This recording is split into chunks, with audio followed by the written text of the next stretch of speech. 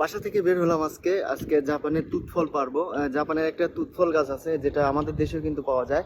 তো সাথে কিন্তু আমি একটা বাটি নিয়েছি। তো এখন কিন্তু জাপানেও এই তুত ফল পাওয়া যায়। তো চলুন দেখি জাপানের গাছে কিরকম তুত ফল এবং এই তুত ফল কতটা সুস্বাদু আপনাদের সাথে আজকে শেয়ার করব।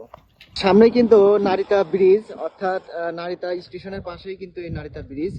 তো নারিতা ব্রিজের সাথেই কিন্তু তুত ফল গাছ, অর্থাৎ আপনি যে ব্রিজটা আছে ব্রিজের উপর থেকে আপনি তুত ফল পাড়তে পারবেন। তো প্রতি বছরে কিন্তু এখানে প্রচুর পরিমাণে তুত ফল ধরে। তেমন কেউ খায় না, আমি কখনো দেখি নাই, তবে একবার দেখছিলাম নেপালের কোনো দুই একজন খাচ্ছে হয়তো বা।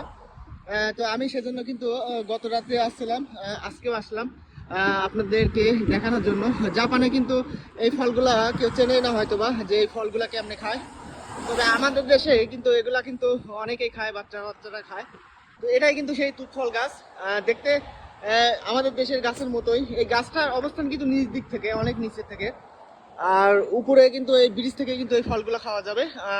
এখানে দেখেন পেকে গেছে ফলগুলা, যার কারণে এগুলা কালো হয়ে গেছে। এবং যেগুলো হচ্ছে লাল লাল এগুলো হচ্ছে কলি, অর্থাৎ ছোট ছোট কেবলই ধরছে। আর এই কালোগুলা কিন্তু পারতে হবে, তাহলে কিন্তু আপনিও খেতে পারবেন। অনেক স্বাদ, অনেক সুস্বাদু। তো আমি বাটি নিয়ে আসছি সাথে। এখন বাটির মধ্যে এগুলা একটা একটা করে পেরে রাখবো।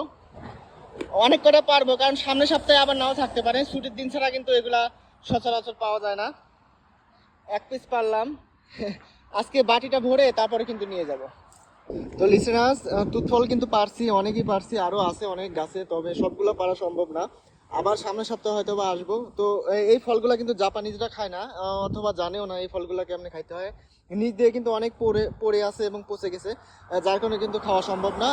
যারা নারিতা স্টেশনের আশপাশে আছেন তারা কিন্তু এই ফলগুলা খেতে পারেন, এবং এখান থেকে সংগ্রহ করে আপনি কিন্তু দেশীয় একটা ফল নিজের হাতে খাইলেন। তবে এই ফল গাছগুলো যদি কারো মালিকে না থাকে তাহলে কিন্তু পারবেন না, এটা সরকারি জায়গায়, যার কারণে কিন্তু পারলাম, এটা কোনো সমস্যা নাই। তবে মালিকানাধীন কোনো ফলমূল যদি আপনি পারেন তাহলে কিন্তু আপনাকে পুলিশের সমস্যা হতে পারে।